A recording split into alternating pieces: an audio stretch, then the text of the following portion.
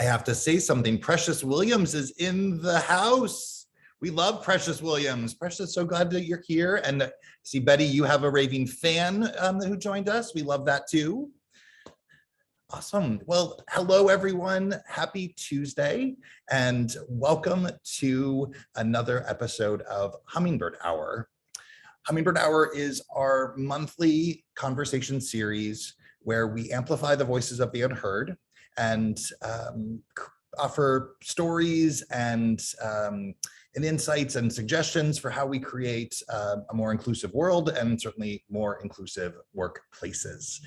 Currently on Hummingbird Hour, we are featuring authors in honor of my book, which is coming out this fall, Humanity in the Workplace, which I still can't believe I wrote a book. I wanted to amplify other authors and individuals that I admire and respect and follow. And so that's what this series is right now, is we're covering some amazing humans who've written books about making the world a better place and more inclusive and welcoming for everyone. So that's what Hummingbird Hour is. For those of you who are joining us live in our Zoom space, this month, we are trying something new. We've moved away from the webinar format and we're going to go to the meeting format so we can see each other. I miss humans. So I'm delighted that we're trying something new so we can all be in the Zoom space together. I encourage you to introduce yourselves in the chat, say where you're from, share your LinkedIn, so that people can connect with you. The chat is for all of you to communicate and connect with each other. And of course, feel free to ask questions in the chat as well, and we'll make sure that we cover those questions. Also, to optimize your viewing, change your setting to speaker view because you don't want to miss the wonderful faces of Betty and Brian. That'll just make sure that you get to focus on the two speakers for today. Did I miss anything else on my housekeeping before we go to our formal introduction? If we could just ask everyone to stay on mute, that would be fantastic. We might invite you to unmute if you want to ask a question, and Mark will help us with that piece of the puzzle. Okie doke. Well, let's do our formal intro. Again, welcome to Hummingbird Hour. And I want to make sure that we acknowledge that it's Women's History Month, where we celebrate women. Of course, some of my favorite social media posts have been about, shouldn't we celebrate women every day? And the answer is absolutely yes. But I'm also glad that we get to celebrate women this month. And our guest speaker tonight happens to be a woman as well. So Betty, I'm so glad you're with us, and happy Women's History Month to you. And I said tonight, it's still lunchtime, so I guess I've decided that I'm ready to go to bed already. Next month, we're going to have Tara J. Frank, author of The Waymakers, join us for Hummingbird Hour. So super excited about Tara joining, and I'm sure we'll have another great conversation next month, so don't miss it. And today we have Betty Ng. Betty and I have known each other for probably a year, 18 months now, yeah. And this community of DEI professionals, we all love to connect with each other. And Jai Vargas, I know, connected us. And so another amazing human and another amazing woman. So I'm so glad that she introduced us. And today we're going to talk about your book, PO-LING POWER. I don't want to give away any of the things we're going to talk about yet. So I can't wait to talk about it. So welcome, Betty. I'm going to share your bio in a second, but I want to give you a chance to say hello to everyone. Hello, everyone. I'm so excited for today's conversation. Brian, thank you, and the Hummingbird team for this great opportunity. Just really excited. So, and get your questions ready, because at the end, we're going to have some audience Q&A as well. We love the Q&A. That's when you get to be in the hot seat, Betty, and we have to see what you know. I love it. Let's see how I do. It's like a live test. It's super, it's low anxiety. Awesome. Well, as we go through your bio, though, Betty, I think everyone will rest assured that you are more than competent to answer any of the tough questions that may be thrown at you. So let's learn a little bit about Betty Ng. As the founder and CEO of Inspiring Diversity, the co-founder of TaiQ, and co-founder of the Asian American Authors Book Club, Betty Ng builds inclusive and high-performing cultures. She is a best-selling author, tech and media entrepreneur, trainer, professional speaker, consultant, and thought leader. Betty has been featured in top-tier publications, including Forbes, Bustle, Ladders, and Fairy Godboss. She has also been featured on Fox 5, Good Day Street Talk, and Pix 11 Morning News. Prior to founding Inspiring Diversity in 2016, Betty was a senior vice president of corporate development with 20 years of corporate and financial services experience at organizations including Moody's, Citigroup, American Express, and Arthur Andersen. Wow. Well, see, you're going to be ready for those questions. I love it. Actually, Betty, did you know that we work with Moody's? We do some work with them. Oh, great. That's awesome. DK Bartley is the chief diversity Yes. officer. Yeah, he's just so fantastic, and so we've been working with them for about 3 years, and we work do a bit of work with their now their business resource groups. So very excited. Oh, great. Okay. Well, let's talk about your book. And every book has a story and a why behind it. And I love this part of the story about PO-LING Power. Oh, I should do the prop right here. Gotta love it. So you wrote PO-LING Power with your mom. How did that happen? So just by way of background, PO-LING is my mother's name. And so the book is called PO-LING Power, so inspired by my mom.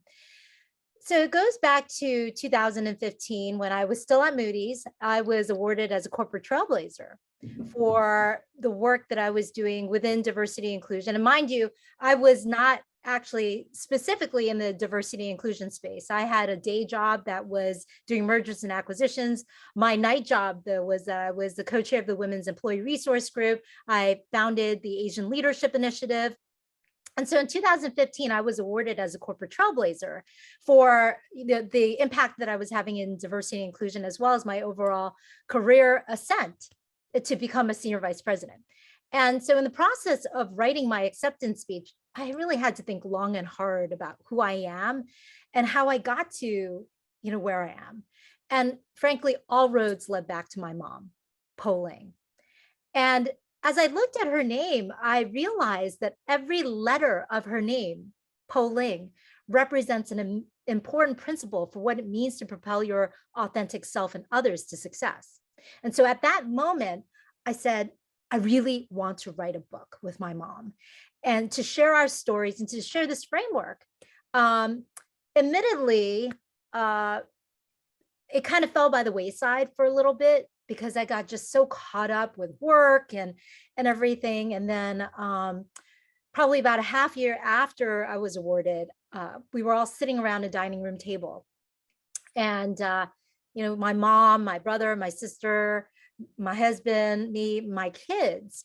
And I don't know how it happened, but all of a sudden my mom said to me, I'm sorry, I couldn't give you everything that you wanted and needed. Mm. And at that point, I broke down because I said, Mom, are you kidding me? You gave me everything that I could have ever needed. And so at that moment, I just felt that I had to. I could not wait any longer. I had to write this book with my mom to share her story, to share how important it is for us to not think of success as material wealth, but rather how well we are propelling ourselves and others to success. That's how the book came about. I love that. And when you told your mom that you wanted to write a book with her, what did she say? Well, at first she was like, okay, well, stand in line. She's a very popular woman and always very busy. And at first she was, a little hesitant because she was so busy. She's like, how am I going to have time? And then, but then we wound up taking a cruise together, a family cruise. And I said, Mommy, we're going to just sit and we're going to crank this baby out. Like, we're going to talk, you share your stories. You know what? I'm going to do the transcription, right? And you just tell the stories. And so I took the workload off her, because I think she was at first a little afraid. But once we got going, it just became such an amazing experience for me and my mom. It really deepened our relationship so much. And it's something that, although she was initially hesitant, like, she has just come to embrace and love, and she showcases everywhere, and she's just so happy about. Love that. I love that. What a beautiful, beautiful story. And I'm so glad you and your mom got to share that and get to continue to share this, because as we both know, once the book, well, my book isn't out yet, but once the book is out, it's there forever. And there's always new opportunities to talk about it, which is exciting. So, I mentioned at the in the introduction that our commitment at Hummingbird across everything we do is to amplify the voices of the unheard, which is certainly one of the principles that drives how we choose topics and guests for Hummingbird Hour. And we've already covered it's Women's History Month, so you fall into that category. But we all, as we both know, we all have intersectional identities, and you're also a member of the AAPI community. And the last couple years have been really tough for the AAPI community. And I should say, as I say something like that, I also acknowledge the last couple of years is when we know we've seen a rise in hate crimes, and we also know that those hate crimes have been received coverage in the media. That the reality is that the oppression that has existed for the AAPI community goes beyond that. Before that, so I want to make sure I honor the long history there. But I'm curious. We'll come back and talk about representation and why it was important to tell the story. But I just want to ask, like, how has that the emergence of the hate crimes and in new ways, how has that affected you and your family and your loved ones? Really great question. As I mentioned in my book, and some people know this, but I actually have been the victim of hate crimes myself. Well before, the recent rise, the recent surge, during COVID.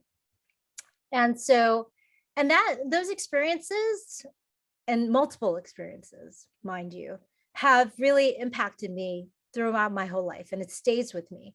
And so, with this recent increase in anti-Asian hate crimes, it's really been very triggering for me. Frankly, I've I've carried around whistle, actually also bought pepper spray, all of that, because of fear, because you don't know what's going to happen, right? And and it just really is awful to feel like you are just being targeted because of your identity. And quite frankly, after I was first a victim of hate crimes, when I was just in middle school, when my sister and I were brutally beaten up, that experience actually made me feel like, what, this is unacceptable. And I am never going to be one of those people who judges and hurts someone simply because of their identity. And that has actually fueled my own purpose to be a builder of inclusive and high-performing culture. I'm sorry that you had those experiences in your life, and I really appreciate you sharing with us so authentically. I believe in when it's my turn in these spaces, I try to share my stories, and I do it because I know that there is healing in it for me, and I know that it can also help others feel seen. So I thank you for sharing, and I believe you helped yourself and you're helping others as you share those painful stories. So thank you. Thank you. I know that something that you and I both believe in is the importance of representation, and we're certainly not alone. But that's one of the ways to tackle the oppression that has existed for marginalized communities and the drivers behind the hate crimes, for example, is to create awareness and understanding and to elevate stories. So certainly that's something that you've done here with Propelling Power. Why was that important for you to tell this story? Where did that come from? I guess it came from multiple angles. One certainly was feeling that there weren't enough stories out there highlighting Asian women as leaders. Unfortunately, there is this stereotype that of Asian women as being submissive, therefore followers rather than leaders. And that is so unfair. It is a very unfair stereotype. So one of the things that I really wanted to highlight was these stories. My mom, as well as myself, as impactful leaders, as contributors, true contributors to our society, those, and that we are truly as American as anybody else, and that we really add value to our society, to our American society. Just a little bit of background on my mom. My mom, as an immigrant woman, was widowed at the age of 32 and left with 4 young children to raise on a social worker salary.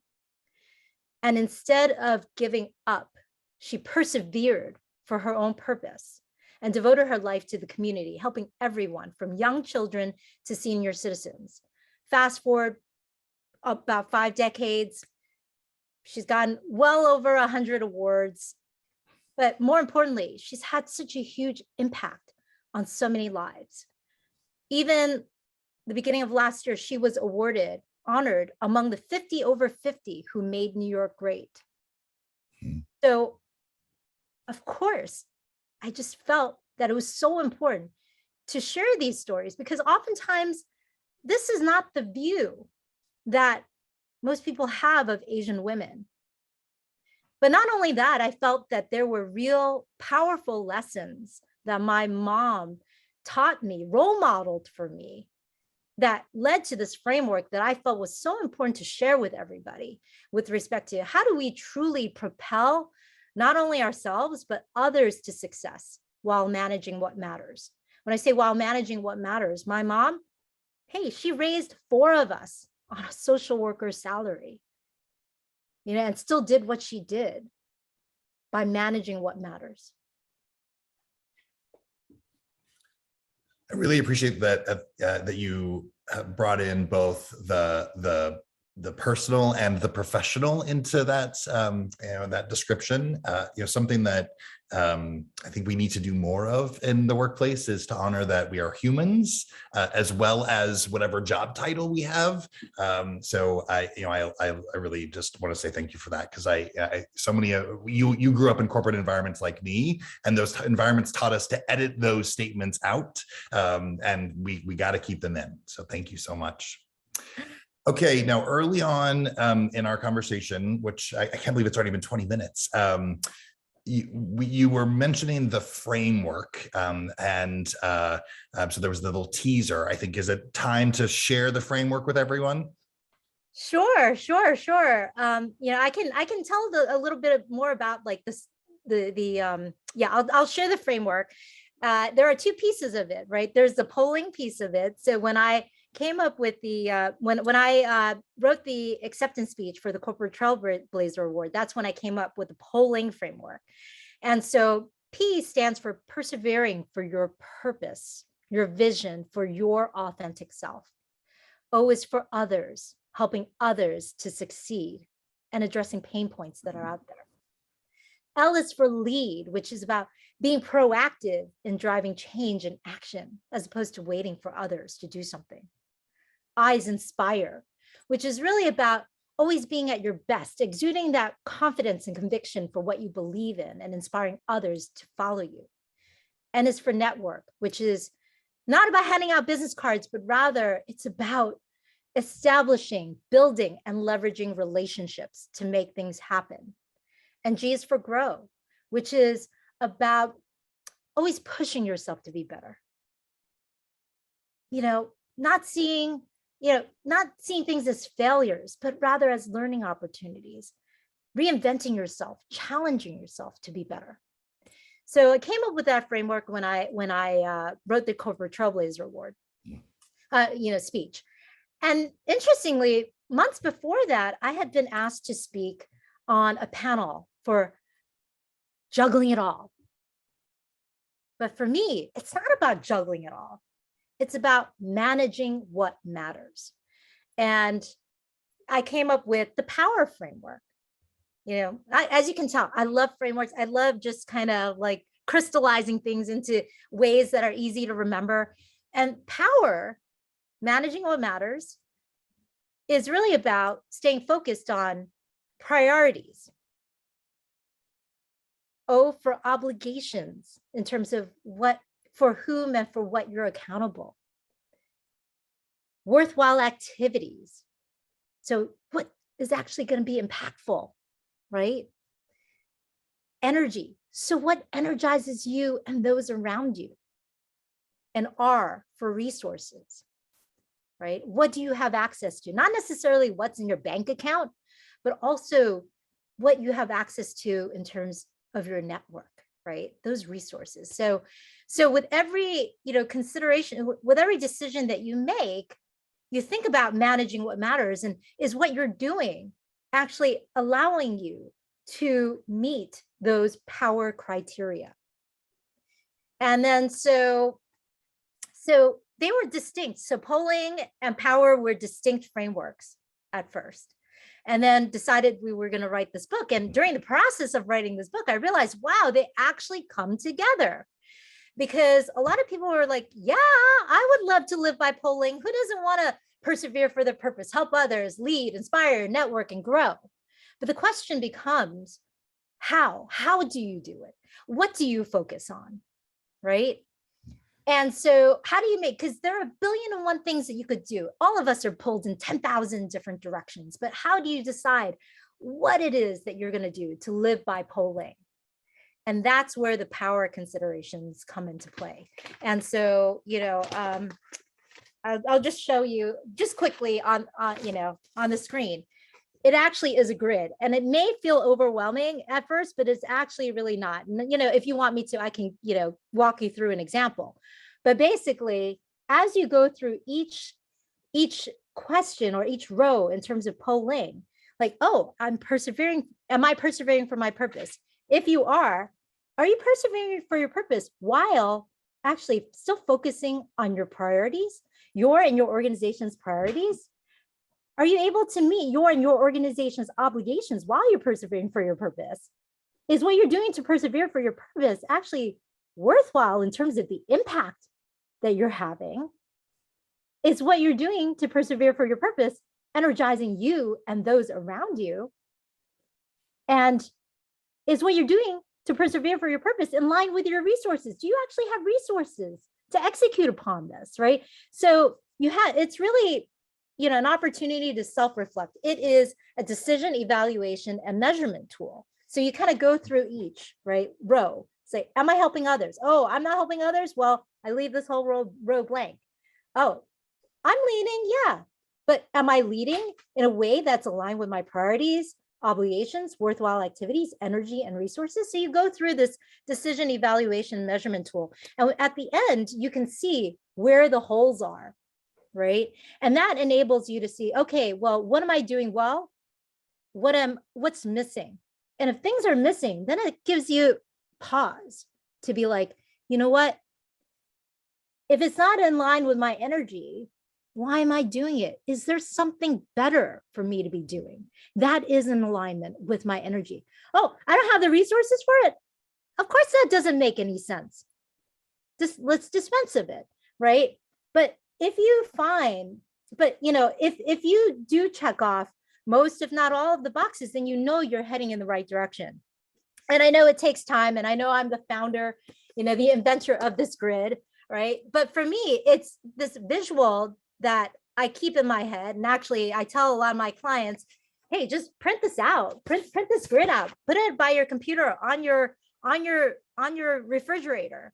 For me, it's a mental checklist that I go through with every single major decision that I make, and even my daily activities, deciding to come and speak here on Hummingbird Hour. It checks every single box in my matrix. I am persevering for my purpose. Hopefully I'm helping others, leading, inspiring, networking, and growing, because I'm still always challenging myself. And I'm doing that in accordance with my priorities, still meeting my obligations, doing something that's worthwhile, something that energizes me and that I have the resources to do. So hopefully that helps. I love that. I love that. And in the chat, I want to share two comments that came in the chat. One is from JD, who is our content manager and does all of the learning design at Hummingbird. They said, I love the activity grid. So you have a fan for the grid. I have a feeling that Hummingbird is going to have some grids in the future, is probably what's going to happen next. I look forward to it. And then Jody says, this process is worthy of the time and effort. The grid keeps you accountable, which I love. Thank you. Betty, as you were describing that, the way that I heard it was as an individual activity for self-reflection. Do you encourage people to share the grid and share their assessment or their evaluation with others? Is that something that people can do with it? Yeah, they can absolutely share with others. One thing I would also say is that while this is something that individuals can use for their self-reflection, also from a professional standpoint, it is something that can be used for corporate strategy purposes too. What I mean by that is that what organization doesn't want to persevere for its purpose, right? Help others to succeed, be a leader, inspire, right? Network in terms of, building those relationships, right? To be effective and to grow, right? But also doing in alignment with their power, their priorities, obligations, worthwhile activities, energy, and resources, right? So it is something that can be used both at the individual level and at the corporate level. And I highly encourage people to share with one another their grids, because that can be an effective way to rope people in and say, hey, you know what I'm doing right now isn't energizing me, or I don't think I have the resources for, do you have any suggestions for me? Oh, might you have some resources that can help me to execute? And so, by roping other people and sharing the grid, sharing, where you have areas of improvement, actually, that can only help you and others.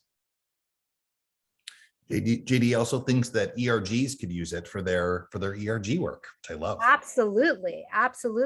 So I have to say, this framework is something that I use in every aspect of my work and life. Even when I'm dealing with my kids, and what we decide to focus on in terms of activities, right? Writing the books with my children, which, I think we might talk about later, that was in full alignment with my polling power, my family's polling power, right? So it's just every decision, big and small. It's this mental checklist. I really appreciate your passion and thanks for taking some time to explain how the framework works. And again, for all of you in the Zoom space with us, if you have questions for Betty, feel free to throw those in the chat, and we'll try to incorporate those in real time. One of the questions that came to mind for me is, you said it, as you started to describe this, it might feel overwhelming. And so, let's say that there's someone out there who says to themselves, that looks really cool, and I want to be able to ask all those questions, but I think it's too much. I don't know where to get started. What would you suggest for someone who is trying to find their way into this? Yeah, well, first of all, I think that one of the things that may be a mental roadblock for people is the fear that, wow, they're going to have a lot of holes. They're going to have a lot of holes. And like, what is that going to be like a bad reflection on them? Right. But what I want to reinforce is that this is just a tool to help you, right? To identify, what's working, what's not working. And that, it's not, if you've got holes in your polling power, it doesn't mean you're a bad person at all, right? The fact that you're even going through the exercise is a very powerful statement in terms of how you want to be the best version of yourself, and not only propel yourself, but propel others to success, right? Because as you look at the letters in the Polling Power framework, you'll notice that there is a significant duality in terms of self and others. Other, so when I say others, it's really about, when you look at the O, others, lead, it impacts others. How are you leading, being proactive and impacting others, inspiring and networking? Those are about how do you interact with those around you and impact them, right? So don't think of this as just doing this for yourself, but doing this for those around you. And that's why this is a framework that is so important in the diversity and inclusion conversation as well, because it's about how do you empower your authentic self, because those power considerations are about what is important to you in terms of managing what matters, right? What is authentically you, and your priorities, your purpose, right? But then it brings in others, right? And how are you going to lift others up as well? So in terms of, I know it can feel a little overwhelming, but when you break it down, it is really, really simple. You just attack it row by row. Don't overthink it in terms of, this is such a big grid. What am I going to do? You got to, just as with anything, you must just take it piece by piece. So it's row by row, asking those questions about perseverance, right? Yeah, am I persevering for my purpose? Yes, no. Okay, if you're not, you leave the whole row blank. Don't even worry about it, right? But if you are, then you start to ask yourself the power questions, and it's hopefully not too intimidating, but it's a very worthwhile exercise. I promise you, it has really transformed my life. Well, that was a great lead into my next question, Betty. I'm curious. You've given us a few different ways to think about the framework and understand the framework. Are there any anecdotes you can share of here's a meaningful moment that has transpired from using the framework? From using the framework, it's interesting. So as I mentioned, like I started first writing the stories about myself and my mom in the book. And it was only after we finished writing the stories that I went back and I did the retrospective analyses in each chapter. And I realized that,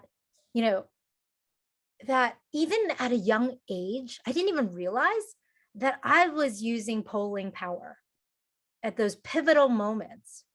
And I was like, wow, that completely makes sense. That those were very successful times for me. And then the times when I realized that I wasn't as successful, I realized that I had huge holes in my polling power. And even just before I left corporate, I knew I was not feeling entirely fulfilled. This was when I was like, I need to write the book, but I was too busy. But like, I was like, and so when I reflected back and did my polling power analysis retrospectively, at that moment, right before I left corporate, I realized that I wasn't persevering for my purpose and I wasn't growing. So those two rows, were clearly not populated. Right, that there were huge holes in my polling power, and so here in this book, there were huge holes in my polling power. You see, these two rows were completely empty, even though the center, I was able, through the work that I was doing with the ERGs and other things. I mean, I just felt like I still was not doing enough, and so this is just writing the book, going through the process, and seeing how it really related to my whole life made me realize I have to use this going forward with everything that I do. Okay, so we've predominantly framed it from the individual point of view and different ways to do it from, from that angle. You alluded to, you can also use the framework for strategy design and mission, aligning decisions with the mission. I'm sure we have some leaders in the room who might be saying, hey, I'd love to take this back to my team and use this as a tool with my team as we make decisions. How do you apply it in a team construct?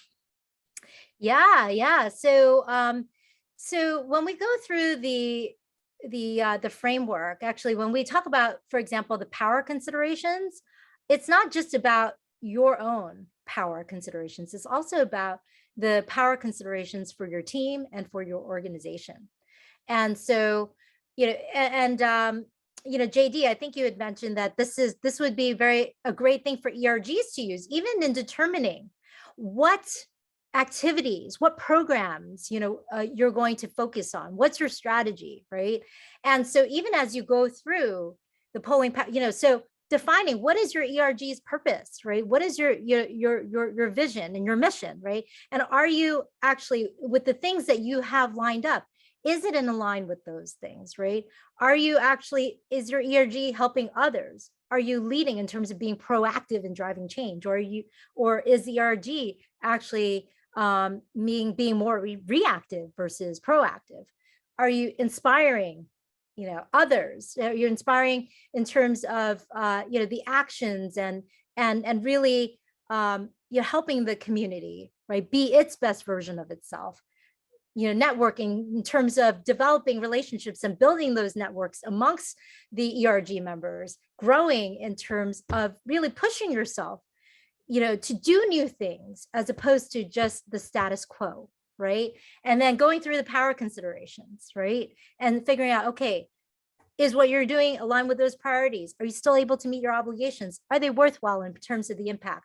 Is it energizing the people within the ERGs, right? Because if they're not energized, you're probably not going to be very effective, right?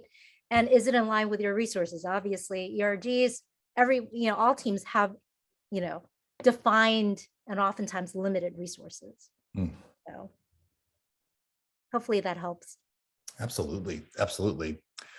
There is a question from the audience. Betty, of course, you and I are focusing the conversation on polling power and the messages in the book. We both have other areas of expertise, which includes creating inclusive workplaces. And we've been talking about ERGs, which is where this question emerges. How do how do we make sure that companies don't use ERGs as a smokescreen, that they focus on amplifying and marketing their wonderful ERGs, but the CEO, the leadership team isn't really bought into the commitment for DEI? How would you sort of tackle that puzzle? Yeah, so when you say in terms of the smoke screen, basically just having the ERGs and saying, hey, we have a bunch of ERGs and that's good enough. Well, a lot of the work that I do is really actually focused on individual behavior. And also ensuring that, that the ERGs are empowered too, to make a difference and because ERGs that often, there's a place for ERGs that are social, right? Because there is, value to create those environments, the networks, that opportunity for people to mix and mingle and to get to know each other. But I think that, ERGs also need to be empowered with, ability to, and that's why a lot of them, like, for example, at my past employer, now they're no longer ERGs, they're BRGs, right? They actually have a role in terms of the business. It's diversity and inclusion becomes integrated into the actual operations and the strategy, right? And is not left on the sidelines. I think, and as I mentioned before, it is so important, in addition to the ERGs and, and many of the other things that companies focus on. It's not just about the top-down structures, that are put in place. having ERGs and having this or that other program. It's also about the bottom up. What are companies actually doing to truly embed inclusion into cultural DNA? And with the work that I do with TIQ, which is the other company that I run, TIQ stands for the Think, Act, Interact Quotient for Inclusive Behavior. So instead of your EQ or your IQ, it's your TIQ. And it really is, because at the end of the day, culture is the sum of the individuals. When people say the organization did that, the organization did this, who's doing it? It's individuals. So how we think, act, and interact ultimately influences how an organization looks with respect to diversity and representation, how it acts in terms of promoting diversity and inclusion, and how it feels in terms of the employee's sense of belonging. And so it's really, how do we empower people to not only think, but also act and interact inclusively? Because inclusive is frankly one of those terms that a lot of people throw around. They have no idea what it really means. And inclusion, actually, so one of the things that TIQ has done is we've broken inclusion down into 8 key behaviors of being open, aware, unbiased, performance goal-oriented, curious, culturally competent, collaborative, and courageous, right? You don't have to memorize all that, but yeah, but even skills like empathy are a combination of those behaviors. But when you break inclusion down into those, then it becomes more livable and breathable, right? And so it's really about ensuring that organizations don't just say, oh, I've got this program in place, I've got this ERG in place. What are they really doing to empower each individual to be more inclusive? Because when individuals are more inclusive, that actually facilitates every other aspect of the DEIB conversation. It facilitates the diversity, because if you don't have people who are inclusive, you're never going to get that diversity of representation. You're never going to, you're never going to have that feeling of belonging and also equity if people who are making the decisions and doing things are not inclusive in their mindset. There's a follow-up question here about ERGs as well. Well, the question reads, kindly tell us how you feel about the possibility, there's a lot of caveats there, that too many ERGs may cause us to be or feel more divided. So I'd love your thoughts on that. And I'll share something just briefly here is, and I'll take it to a different lens, which is, I'm fully committed to creating diverse, equitable, and inclusive workplaces. That's, I live and breathe it every day. I also have a concern that some of the approaches that we've taken to DEI over the years push people apart much more than they bring people together. So we, when we think about the work at Hummingbird, we try to focus on shared humanity. Like we are more alike than we are different. Let's build those bridges of trust. And then when we have those bridges, then we can also understand our individual lived experiences. And there are some very powerful and very real and very tragic individual lived experiences. But if we start from shared humanity, then we can understand those and we can be part of the change. So that's the way that we think about it. I saw your reaction though. I think you have something to say too, Betty. Yeah, absolutely. And going back to the question in terms of the ERGs, I do believe that there is a role for ERGs for specific groups, but also I see a role for an umbrella in terms of, so for example, in my, my last corporate role, our organization had a multicultural ERG, but within that, we also had, the Latinx, the Asian, the Black, ERGs within that, but there was a lot of cross collaboration that was promoted, because yes, the worst thing to do is to create just silos. For all of us, it is about, really better understanding, appreciating, respecting each other, because that is going to really build that more inclusive environment where people will feel that they belong and feel like they're heard. And so, and quite frankly, that's one of the reasons why my work with Inspiring Diversity, while, as you had mentioned, I am a co-founder of the Asian American Authors Book Club, and I do a lot of things for the Asian American community. But my view is that we're all in it together. And that's why Inspiring Diversity and TIQ are really about how do we all work together to propel each other to success, while still recognizing, nuances that are required for each community.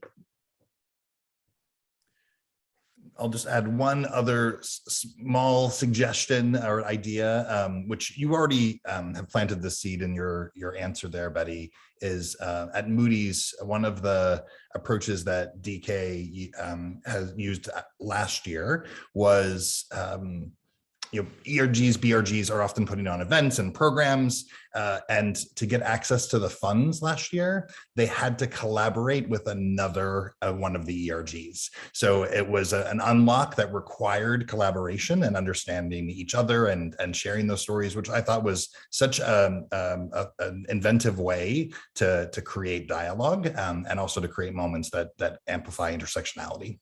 Yeah, absolutely. Okay, so one of the back to the book, Polling Power, and when you've talked a little bit about creating your network and how you think about network, and then we're talking about inclusion. So having an inclusive network is I'm sure that you're going to say it's important. And how do you think about that when you put those two words together? What does inclusive network mean? How do you bring it to life? Why is it something that we all need to be doing? Yeah, when I think of inclusive networking, it's basically building relationships with people who are different from you. And it's not just about race and gender, it's in all aspects. And the way that I think about it, it's, not just from a professional lens, but also from a personal lens. Like, I cannot tell you how much my life is better with having diverse friends. I just feel like people who challenge you in your ways of thinking, as well as push you to do things that maybe you wouldn't have considered doing, if you hadn't been exposed to people of different backgrounds with different interests and so forth. From a professional standpoint, I've even written an article on it. I've written an article about how, diverse and inclusive relationships help you to build your net worth. And I really believe that strongly. It has helped me. My diverse and inclusive network has helped me so much, not only in my corporate life, but as an entrepreneur. Frankly, I am not a subject matter expert in everything. I can't be, nor do I want to be. But to run a company, to be an entrepreneur, even to be an executive, because this is something that I had to do, leading teams to execute projects, even in corporate, you just can't, you don't know everything, but you need to rope in the right people with the right expertise. And it is together that you can actually implement well. And it's really hearing each other, like I did M&A for quite a while, mergers and acquisitions, buying companies. You can't imagine, like, my teams were oftentimes like 50 people representing different subject matter expertise, geographies, business lines, whatnot.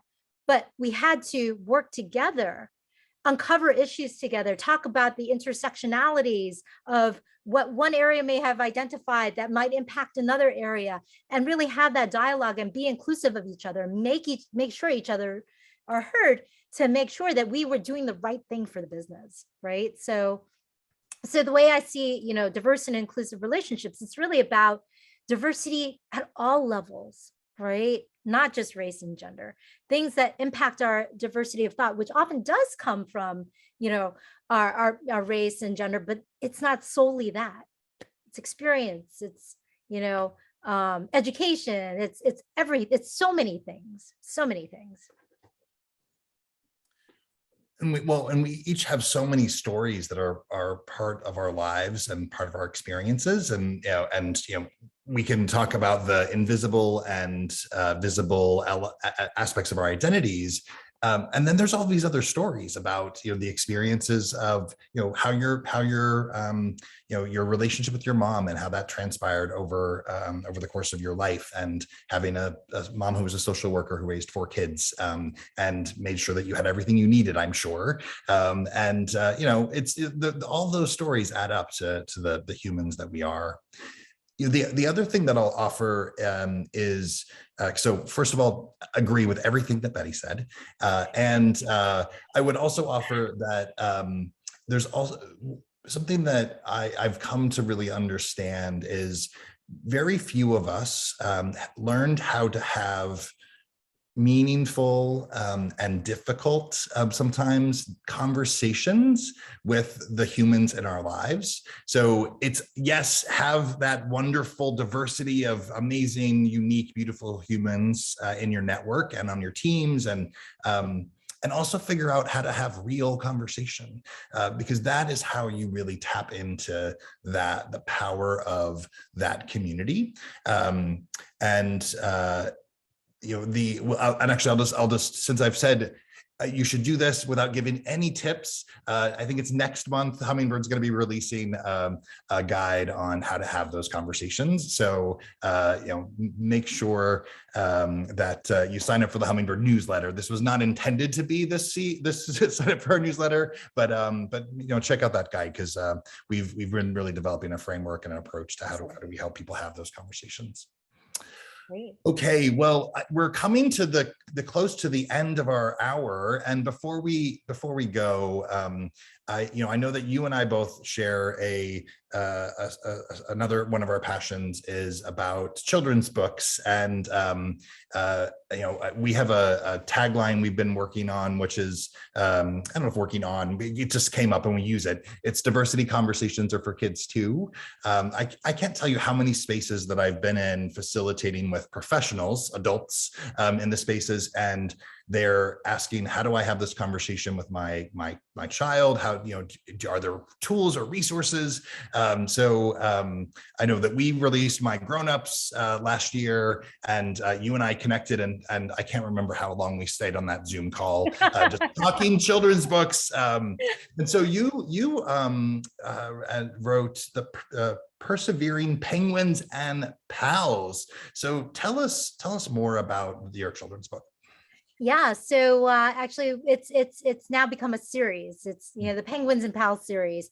But it all started when I was trying to explain to my 7- and 9-year-old kids the polling principles. And my daughter, who was 9 at the time, said, "Mommy, I love the polling principles, but honestly, no kid is going to want to read your book." And so, I was like, at first, yes, I admit I was a little bit hurt, but it just really emphasized the point that you need to know your audience, right? And so my daughter said, "But hey, who doesn't love animal stories?" So that was the beginning of our family embarking on a journey to write our Penguins and Pals series. So taking the polling principles, actually creating these animals, the persevering penguins, the otters for others, the leading lions, the inspiring iguanas, the networking nightingales, and the growing gerbils, all of these different animals, and having great strengths of their own, but yet at the end, having to come together to help each other to succeed, right? And so really the series was not only to talk about the different attributes, but really to emphasize the importance of something that my mom has always instilled in me from a very young age, that truly anything is possible as long as we help each other to succeed, regardless of each other's backgrounds. We must help each other to succeed. And so the children's book, really, was to emphasize that point. That's so beautiful. So beautiful. I love the mission behind it.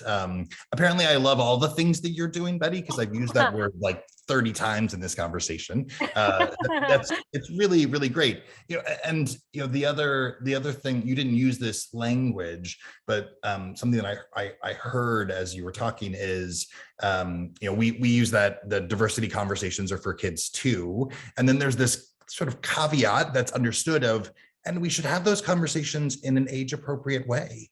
And so I love that, that's what you've done, is you've translated a concept that is an adult concept for kids to be able to absorb in an age appropriate way, which I think is fantastic. Okay, I'm going to come back to you in just a second to ask you if you have any final remarks. So I'm going to give you like pretend the Jeopardy music is playing for a second. What I want to, before we move away from the diversity conversations over kids too, and the children's books and the importance of these conversations, I think it's also just important to acknowledge the pain that some communities are feeling in states like Texas and Florida with the loss of transgender rights for kids in Texas and the battles that are happening there. And I live in Florida, and my family's lived in Florida for 33 years. My sister and I are both gay, and the Don't Say Gay bill has certainly struck a chord here in painful ways. And there's such fear about having conversations with kids about humans that are different from me, from who they are, and that's I don't quite understand all of the fear that emerges from people being different, and but it's tragic and it's painful right now. So I just want to make sure I acknowledge that. Yeah, it's so important, and it is really tragic what's been happening.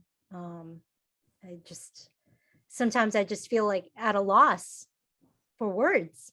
Like, how could this have happened? Yeah, absolutely.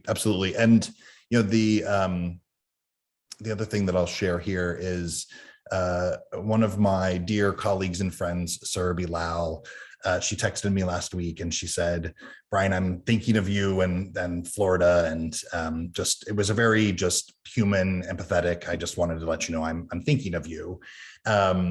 And then she asked me a question about whether I felt safe, which was really interesting, because you can't see me on the screen. I'm 6 feet 6 inches tall. I weigh almost 300 pounds. I actually don't worry for my safety a whole lot. I also live in a gay enclave in the little town called Wilton Manors, so I feel very safe. And I have privilege in that regard, so I want to acknowledge that. The thing I said, though, was I feel a responsibility to be part of whatever happens next, and I just don't know where to go with it. And that part is hard. And I think, when as you were saying, like sometimes the words don't come. I think that's, that's part of it is, you and I are both committed to driving change and making change. And sometimes it's a little bit perplexing of where do we go next? Yeah. So Betty, this has been an amazing, amazing conversation. And we could have a whole nother Hummingbird Hour on that topic. But thank you so much for saying yes to joining us for Hummingbird Hour, for writing Propelling Power. Please say thank you to your mom from all of us at Hummingbird as well. Any final words, comments, anything you'd like to say to the group before we wrap up? Well, I just want to say I really have appreciated this opportunity to share my story, my frameworks, and just my perspectives. And really, representation does matter. And it's so important for all of us to get out there and share our stories. Our stories are worth telling. And when we talk about humanity, it really is about us really better understanding one another.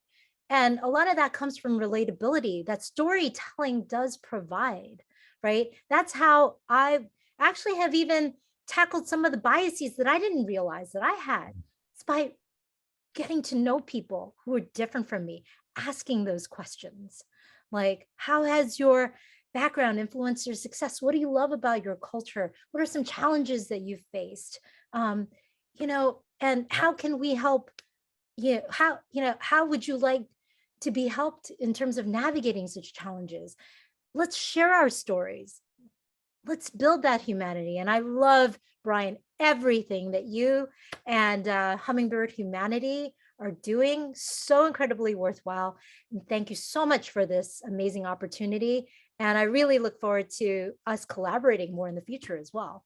Yeah, absolutely. Absolutely. Well, I want to make sure I repeat our stories are worth telling. Your stories are worth telling. Such a powerful message. And, you know, and thinking back to the comments we were making a few moments ago about some of the pain that's transpiring right now in some states that are challenging rights.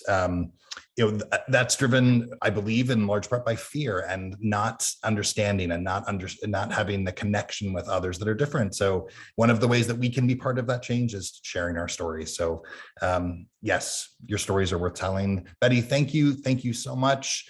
This was phenomenal. Definitely more collaboration in the future. I look forward to it. For all of you that are with us, thank you so much for being with us. And if you're listening or watching later, thank you again for, thank you for being with us and staying connected to the Hummingbird humanity community. Until next time, I want to say stay safe and be well. Goodbye, everyone. Thank you.